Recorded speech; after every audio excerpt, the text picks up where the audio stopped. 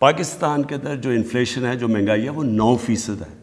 Internationally Bloomberg کے index کے مطابق 50% اضافہ ہوا ہے۔ میں اور ملکوں کا بتاؤں، مثلا ترکی ہے، ترکی کے حالات ہمارے سے بہت بہتر تھے۔ ترکی میں مہنگائی 19% ہے آج ان کی جو کرنسی ہے، ہم کہتے ہیں نا ہمارا روپیہ گرا ہے، ان کا 35% ان کی کرنسی نیچے گری ہے۔ امریکہ کے اندر 116% تک نیچرل گیس کے اندر قیمتیں بڑھی ہیں۔ یورپ میں 300% تک گیس کی قیمتیں بڑھی ہیں، اور پاکستان میں جو آپ کے گھروں میں گیس جا رہی ہے اس کی کوئی قیمت نہیں بڑھی۔ قیمت تو بڑھ رہی ہے وہ جو ہم باہر سے گیس امپورٹ کر رہے ہیں۔ اب اس کا میں پھر سے کہتا ہوں کہ ہم اس کا کیا کریں؟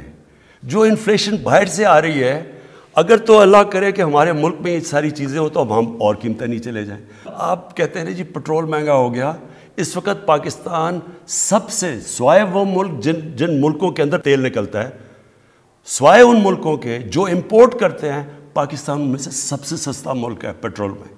لیکن میں آج آپ کو کہہ رہا ہوں کہ ہمیں پٹرول بڑھانا پڑے گا، کیونکہ ہم اگر پٹرول نہیں بڑھاتے تو ہمارا خسارہ بڑھتا جا رہا ہے۔ ہم آپ کے سامنے ایک پیکج لے کے آ رہے ہیں، اور وہ پیکج ہے 2 کروڑ خاندانوں کے لیے، اور وہ افیکٹ کرے گا تقریباً 13 کروڑ پاکستانیوں کو۔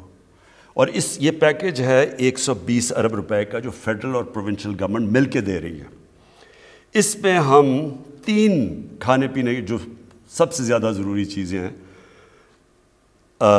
گھی، آٹا اور دال، اس میں آپ دکان میں جا کے اس پہ 30% آپ کو ڈسکاؤنٹ ملے گا۔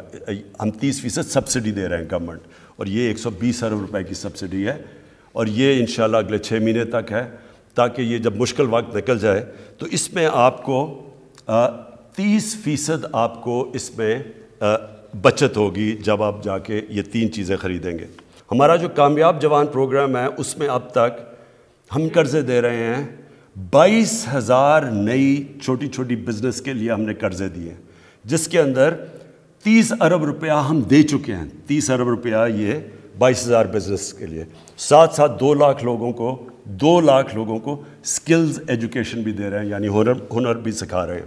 30 سال میں جو آپ 2 خاندانوں نے پیسہ چوری کر کے ملک سے باہر لے کے گئے ہیں، آدھا بھی آپ پیسہ پاکستان لے آئیں۔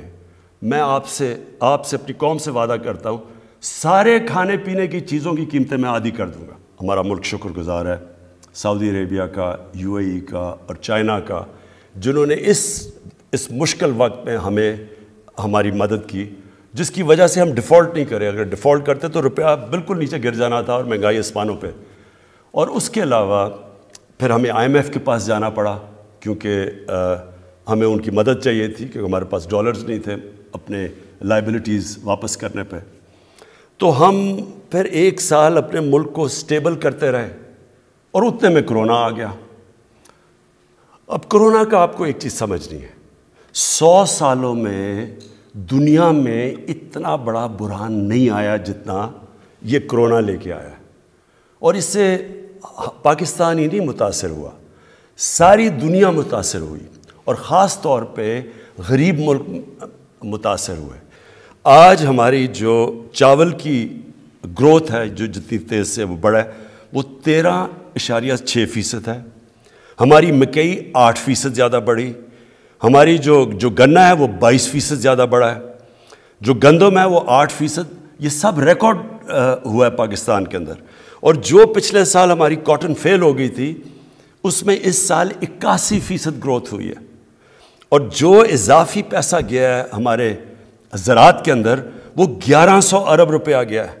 کنسٹرکشن میں اس وقت 600 ارب روپے کے پروجیکٹس چل رہے ہیں، کیونکہ ہم نے کنسٹرکشن کو انسینٹیوائز کیا۔ پھر ہمارا جو انڈسٹری ہے، اصل تو دولت ملک کی تب بنتی ہے جب اس کی ملکی انڈسٹری اٹھے۔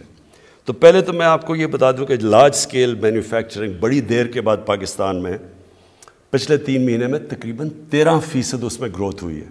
اس کا مطلب ملک کی دولت میں بھی اضافہ، اس کا مطلب روزگار بھی زیادہ۔ لیکن میں اور انڈسٹریز بتا دوں کہ انجینئرنگ کے اندر 350% کے ان کے پروفٹس کے اندر بڑھا ہے، ان کا نفع بڑھا ہے، 350 ارب روپیہ۔ ٹیکسٹائل میں 163% اضافہ ہوا ہے ان کے پروفٹس کے اندر، گاڑیوں میں 131% اضافہ ہوا ہے، سیمنٹ میں 113% اضافہ ہوا ہے، اور آئل اور گیس میں 75% اضافہ ہوا ہے۔ جو بجلی کی کنزمپشن بڑھی ہے، ہمیں کیسے پتہ ہے کہ ہماری انڈسٹری چلنی شروع ہو گئی ہے، ملک کی گروتھ ریٹ بڑھ گئی ہے؟ تو بجلی کی کنزمپشن میں 13% اضافہ ہوا ہے۔ اور جو ہمارا ٹیکس ہے، جو پاکستان کی جو سب سے ہمیں کیوں ہم پھنس جاتے ہیں، ہمارے پاس اتنی آمدنی نہیں ہوتی اپنے خرچے پورے کرنے کے لیے، 37% ہمارا ٹیکس کے اندر اضافہ ہوا ہے۔ ہمارا جو ٹارگٹ ہے ٹیکس کا، اللہ کا خاص کرم ہے کہ ہم اس ٹارگٹ سے اوپر جا رہے ہیں۔